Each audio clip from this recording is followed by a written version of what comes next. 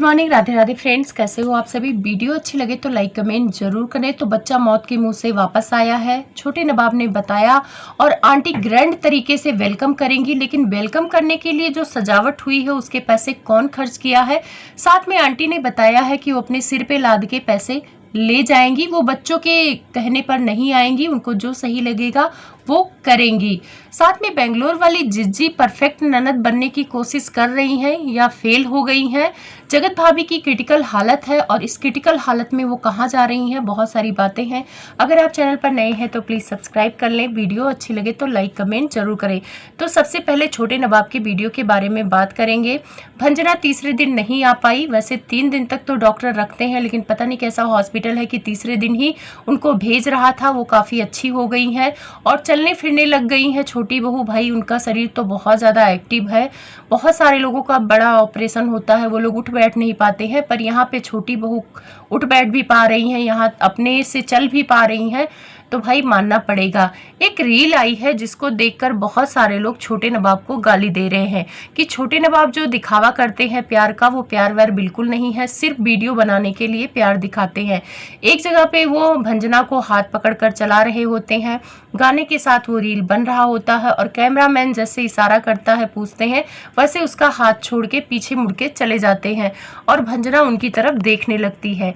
तो आप लोगों को समझ में आ गया होगा, जो रील में आप लोग देखते हो और बोलते हो नाइस जोड़ी, बहुत अच्छा प्यार करता है पति, वो रियल लाइफ में शायद ही साथ निभाए।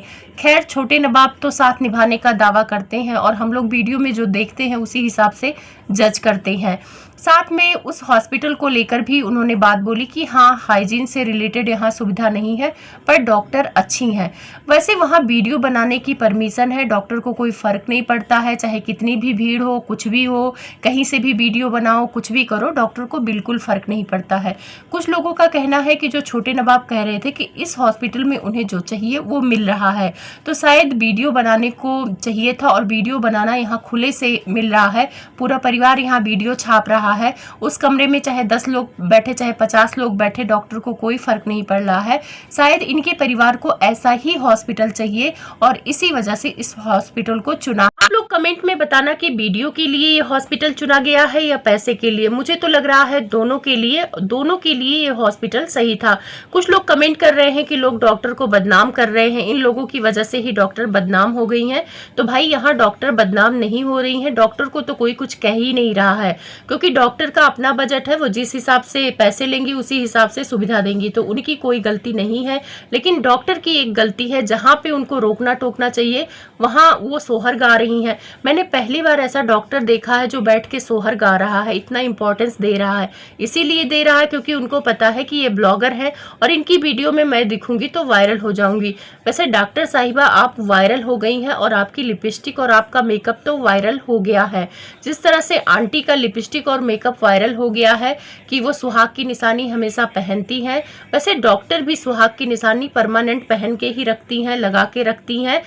और हॉस्पिटल में शायद थोड़ा मेकअप करके लोग आते हैं, लेकिन यहाँ पे डॉक्टर खूब मेकअप करके आती हैं। साथ में वहीं पे छोटे नवाब दूसरे का भी कंटेंट लेने से नहीं चूकते हैं। अगर लोगों को याद होगा कि छोटे नवाब ने एक एक्सीडेंट दिखाया था, वो दूसरे का था और उसको एकदम से हाईलाइट करके कंटेंट बनाया था। लोगों को लग रहा था कि कहीं इनके घर में तो नहीं हो गया है। वैसे ही एक बच्चे का भी इन्होंने कंटेंट बना लिया है जो मौत के मुंह से वापस आया है। वो सांस नहीं ले रहा था जब पैदा हुआ, तब डॉक्टर ने सीपीआर देके उसको किसी तरह जिंदा किया, तो वही तारीफ कर रहे थे डॉक्टर की। पर डॉक्टर के होठों में लिपस्टिक लगा था, तो लिपस्टिक लगा के उस बच्चे को सीपीआर दे रही थी, क्या कर रही थी भाई, सोचने वाली बात है। यहाँ के डॉक्टर तो अनोखी हैं। अब जैसा डॉक्टर अनोखी है वैसे ये परिवार भी अनोखा है। कैमरा ले लेके भंजना के मुंह में घुसा घुसा के रील बना रहा है और भंजना को भी इतनी ताकत आ गई है कि वो गाना गा के रील बना रही हैं। बहन, थोड़ी देर ठहर जाओ, शरीर इंपॉर्टेंट है, रील तो जिंदगी भर बनाना है। 2-4 दिन कम बोलो, 2-4 दिन गाना वगैरह ना गाओ, अपने सेहत पर ध्यान दो। जिंदगी भर काम करना है और जिंदगी भर रील ही बनाना है। आपका पूरा परिवार जिंदगी भर वाईटी पे ही काम करेगा, तो थोड़ा दिन ठहर जाओ, थोड़ा सा अपने शरीर पर ध्यान दो।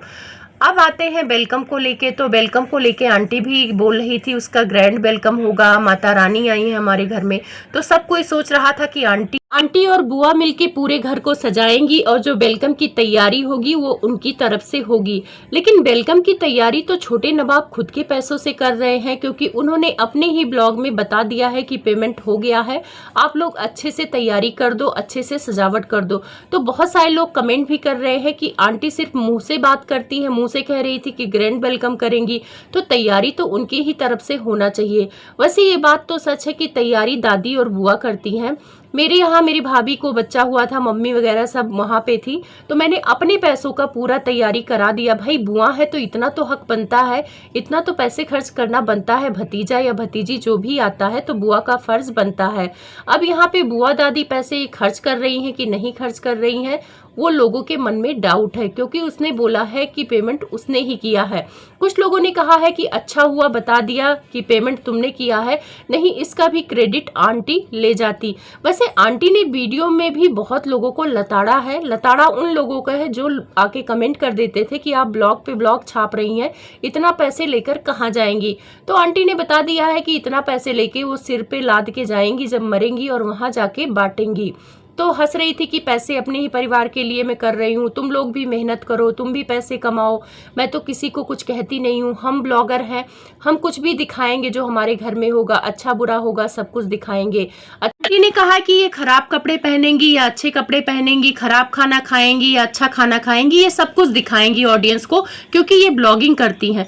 तो आंटी जब आप अपने घर का पूरी चीज दिखाएंगी अच्छा बुरा, तो उस हिसाब से तो बाथरूम बेडरूम की चीजें सब कुछ दिखाना चाहिए, क्योंकि आपके हिसाब से तो ब्लॉगिंग में सब कुछ दिखाना चाहिए, कुछ चीजें नहीं भी दिखाना चाहिए। अगर आप नहीं भी दिखाओगे तो चलेगा, ब्लॉगिंग में ये नहीं लिखा है स्टैम्प पेपर पे कि आपको सब कुछ दिखाना है।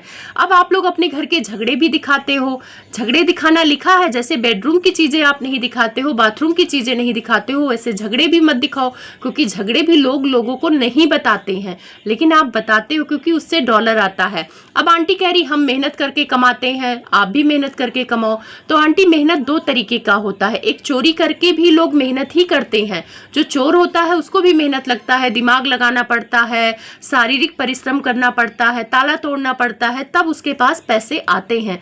पर चोरी वाला जो मेहनत है वो गलत है। वैसे ही ब्लॉगिंग में बहुत सारी चीजें जो आप लोग दिखाते हो वो गलत है, इस बात को आप लोग मानोगे नहीं। मानो ना मानो हमारा कुछ नहीं जाता, आपकी ही इज्जत की धज्जियां उड़ती हैं, आप ही पूरे सोशल मीडिया पे झूठी साबित हो गई हैं, आपके बेटे ने कसम खा के झूठा साबित कर दिया है। अब छोटे नवाब से लोग सवाल कर रहे हैं कि कुछ दिन पहले तो आप कह रहे थे कि उस घर में वेलकम नहीं करेंगे, तो अब वेलकम उसी घर में क्यों कर रहे हैं। तो भाई जब ये लोग थुक्के चाटते हैं, जब बेंगलोर वाली जिज्जी थुक्के चाट ली, बोल रही थी कि वो भाई से जिंदगी में बात नहीं करेंगी, कभी नहीं जाएंगी वहां, तो जब वो कर सकती हैं तो उसी घर के कुल खानदान के ये भी चिराग है तो ये भी कर सकते हैं, मतलब कुछ भी कर सकते हैं ये लोग। तो ऑडियंस को ऐसे ही ये लोग बेवकूफ बना देते हैं और आप लोग परेशान होके जाके कमेंट करते हो। अब आते हैं कि लड़का है कि लड़की, तो भाई सब कोई कह रहा है लड़की है। अब गुब्बारे जो लगे हैं उससे भी लोगों को गलतफहमी हो रही है, क्योंकि इन्होंने ब्लू और पिंक लगाया है। ज्यादातर जब लड़की होती है तो लोग पिंक और व्हाइट लगाते हैं, लड़का होता है तो ब्लू और व्हाइट लगाते हैं, या सिल्वर भी लगा देते हैं, गोल्डन भी लगा देते हैं। पर पिंक और ब्लू का जो कॉम्बिनेशन इन्होंने बनाया है वो लोगों को कंफ्यूज करने के लिए बनाया है, ताकि लोगों को लास्ट तक लगे कि लड़की है लड़का है, लड़की है लड़का है। भाई कुछ भी हो, हम लोगों को फर्क नहीं पड़ता है। लड़की होगी तो भी हम लोग खिलाने नहीं आएंगे क्योंकि हम लोग पास में रहते नहीं है, और लड़का होगा तो भी हम लोगों का कोई फायदा नहीं है, आपका ही फायदा है। लड़की भी होगी तो भी उसे उतना ही प्यार दुलार मिलेगा, और लड़का भी होगा तो उसे ही उतना प्यार दुलार मिलेगा। हम लोग तो आशीर्वाद यही देंगे कि बच्चा चाहे जो भी हो उसकी लंबी उम्र हो और उसकी माँ स्वस्थ रहे, जच्चा बच्चा स्वस्थ होके हॉस्पिटल से घर आ जाए। हॉस्पिटल की कंडीशन देख के तो हम लोगों का दम घुट रहा है, वो बेचारी वहाँ पे कैसे रह रही है वो वही जानती है, लेकिन अपने चेहरे पे सिकन आने नहीं दे रही है और ना शिकायत कर रही है कि इतना खराब हॉस्पिटल में मुझे लाया गया है, वो कुछ भी नहीं कह रही है। तो भाई वास्तव में छोटी बहू है। अब थोड़ा बड़ी बहू के बारे में भी बात कर लेते हैं। जिस दिन ऑपरेशन होने वाला था उस दिन बड़ी बहू ने एक वीडियो बनाया था, शायद उसके एक दिन पहले ही बनाया था, कि उनकी हालत बहुत क्रिटिकल है, उनके दांत में बहुत दर्द है, कान से पस आ रहे हैं, उनको बस जल्द से जल्द अपना ऑपरेशन कराना पड़ेगा। वो बोल भी नहीं पा पा रही हैं। वो ब्लॉग इसलिए बना रही हैं क्योंकि अभी पेन किलर खाया हुआ है, इसीलिए ब्लॉग बना पा रही हैं। और जब तक वो ऑपरेशन नहीं करा लेंगी, मतलब सर्जरी नहीं करा लेंगी, तब तक वो बोल नहीं पा रही हैं। उनकी हालत बहुत क्रिटिकल है, वो कहीं जा भी नहीं सकती हैं। सिवान तो बिल्कुल नहीं जा सकती हैं क्योंकि उनकी हालत क्रिटिकल है। याद आया ना ये ब्लॉग? मुझे अंध भक्तों से पूछना है, कल की वीडियो में जब बोला था कि भाई जिसका दांत दर्द होगा वो इतना प्रमोशन नहीं कर पाएगा, पीपी लिंक नहीं कर पाएगा, बोल नहीं पाएगा, इतने ब्लॉग नहीं छाप पाएगा, तब अंध भक्त आके बोल रहे थे कि भाई जब अभी रिपोर्ट ही नहीं आई तो वो सर्जरी कैसे कराएं। तो कल के वीडियो में जाके देख लेना, जगत भैया ने बोल दिया है कि रिपोर्ट आ गई है, अब देखना है आगे क्या करना है। भाई जिसकी हालत इतनी क्रिटिकल है तो देखना क्या है, ले जाओ हॉस्पिटल, उसका सर्जरी कराओ। लेकिन नहीं, सर्जरी नहीं होगी क्योंकि हालत क्रिटिकल से थोड़ी अच्छी हो गई है। अब ये लोग निकल चुके हैं देहरादून। अब आप लोग खुद समझदार हो कि ये ऑडियंस को कैसे मैनिपुलेट करते हैं अपनी चीजों को सही साबित करने के लिए। ये लोग झूठी बीमारी का बहाना भी बना लेंगे, झूठी कहानी भी बना देंगे। जैसा कि आंटी ने झूठी बात बोली थी फ्लैट वाली, बाद में बेटे ने ही आके एक्सपोज कर दिया, वैसे इनका भी बीमारी झूठी लग रहा है। भाई मेरा हुआ है सर्जरी, मुझे पता है बहुत पेन होता है, वो 3 से 4 दिन तक बर्दाश्त नहीं होती है। चलो मान लेते हैं कि इनका रिपोर्ट 2 दिन में आता है, लेकिन हम लोगों का तो रिपोर्ट 24 घंटे के अंदर ही आ गया था क्योंकि प्रॉब्लम थी, हालत बहुत क्रिटिकल थी, तो सर्जरी तो कराना बनता था।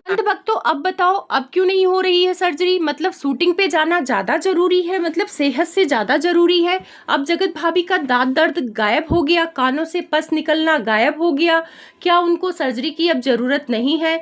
अब आप लोग बोलोगे कि 2 दिन हुआ ही नहीं था तो रिपोर्ट कैसे आएगी? 18 को इन्होंने वीडियो बनाया था कि इनकी हालत क्रिटिकल है, 2 दिन बाद 19 और 20 को आ जाना चाहिए था रिपोर्ट, लेकिन 20 को इन्होंने कोई वीडियो नहीं बनाया। कल इन्होंने एक वीडियो बनाया है जगत भैया ने जिसमें रिपोर्ट की चर्चा की है कि रिपोर्ट आ चुकी है, पर इन लोगों की कोई सर्जरी नहीं हो रही क्योंकि ये शूटिंग में जा रहे हैं। तो जिसको बड़ी मम्मी बनने का खुशी था, जिसको सिवान आना होता, जिस हिसाब से ये लोग रोग आके वीडियो बना रहे थे कि इनको बहुत खुशी है, पर क्रिटिकल हालत की वजह से ये वहां नहीं पहुंच पाएंगी। 3 ब्लॉग छापा था ना मियाँ बीबी ने मिलके, तो लोगों को भाई यही लग रहा था, लोग सलाह भी दे रहे थे कि आपको सिवान जाना जरूरी नहीं है, आपको अपनी क्रिटिकल हालत देखना जरूरी है, सर्जरी कराना जरूरी है। पर आपकी तो दीदू सर्जरी करा ही नहीं रही है, आपकी